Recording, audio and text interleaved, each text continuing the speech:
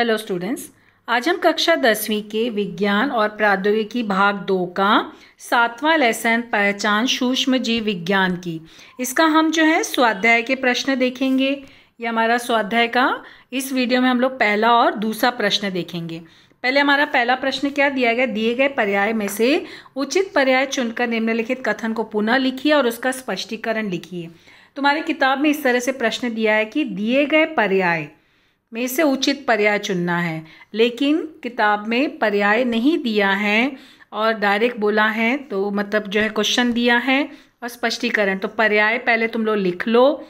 पर्याय जो है यहाँ पर क्या क्या है, ये ग्लूकानिक अम्ल, स्कंदन जमावट, अमीनो अम्ल, 4% एसिटिक अम्ल CH3COH और क्लोस्ट्रीडियम और लैक्टोबैसिलस। ये यहाँ पर ये तुम्हारी किताब में नहीं दिया है, इसको तुम लोग जो है नोट कर लो। ये पर्याय में से हमें उचित पर्याय चुनकर आंसर लिखना है। तब यहाँ पर देखो पहला क्वेश्चन क्या है, लैक्टिक अम्ल के कारण दूध में स्थित प्रोटीन के डैश की होने की प्रक्रिया होती है।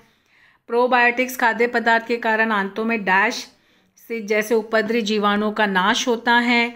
रासायनिक दृष्टि से विनेगर अर्थात डैश है। कैल्शियम और लोहे की कमी को पूरा करने वाला लवण डैश अम्ल से बनते हैं। ये सब हम लोग वीडियो में देख चुके हैं, फिर भी हमें आंसर लिखना है लेकिन स्पष्टीकरण के साथ। तो हमारा आंसर देखो यहाँ पे क्या है, पर्याय तुम्हें सब इकट्ठे दिया था और उसमें से चुनना था, इसके लिए डायरेक्ट पहले का आंसर क्या वो लिखे। लेकिन MCQ का क्वेश्चन रहता तो उसका आंसर कैसे लिखते हो, तुम लोग को वीडियो में हमेशा बताई हूँ ये यहाँ पर, लेकिन तुम्हें इकट्ठे सारे पर्याय दिए थे सभी के, तो इसके लिए उसी में से हमें चुनकर लिखना है। तो पहले का आंसर क्या है, स्कंदन। स्पष्टीकरण क्या है, लैक्टोबैसिलस, लैक्टोबैसिलस नामक जीवाणु की सहायता से दूध का किण्वन होता है। दूध की किण्वन की प्रक्रिया में दूध में स्थित लैक्टो शर्करा का रूपांतरण लैक्टिक अम्ल में होता है और लैक्टिक अम्ल के कारण दूध के प्रोटीन का स्कंदन या जमावट होता है। हम लोग जो है इसको वीडियो में भी पहले के जब चैप्टर का समझा रही थी वहाँ पे भी ये बताया गया था। फिर दूसरा जो आंसर है, क्योंकि दूसरा कथन क्या है, प्रोबायोटिक्स खाद्य पदार्थ के कारण आंतों में से डैश जैसे उपद्रवी जीवाणु का नाश होता है। आंतों में कौन सा जो है जीवाणु, क्लोस्ट्रीडियम है ना। लेसन जो है पढ़ाते समय उसका एक्सप्लेनेशन में बताया गया था। प्रोबायोटिक्स खाद्य पदार्थ में लैक्टोबैसिलस प्रजाति के जीवाणु रहते हैं। तो ये जीवाणु क्या करते हैं, आंतों में स्थित जो सूक्ष्म जीव का संतुलन बनाए रखते हैं।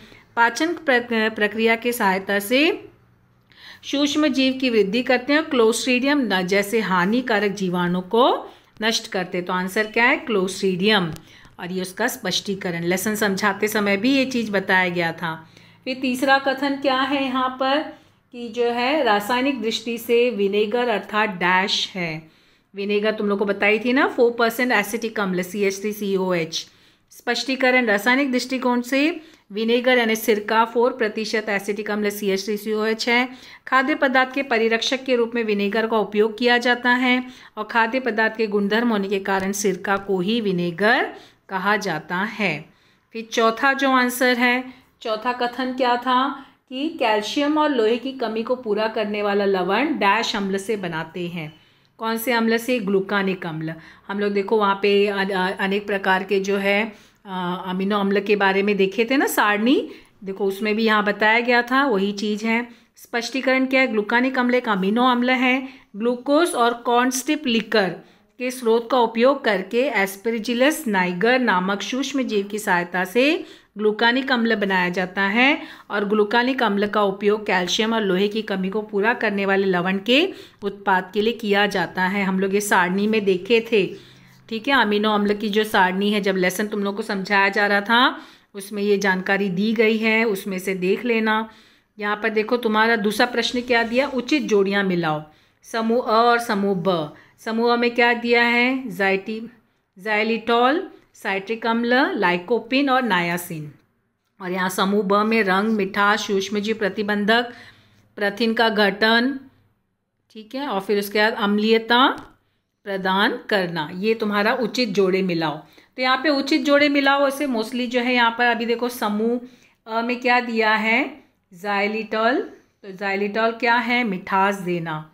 हम लोग जो है देखो यहाँ पर सारणी पढ़े थे ना, उसमें देखे थे।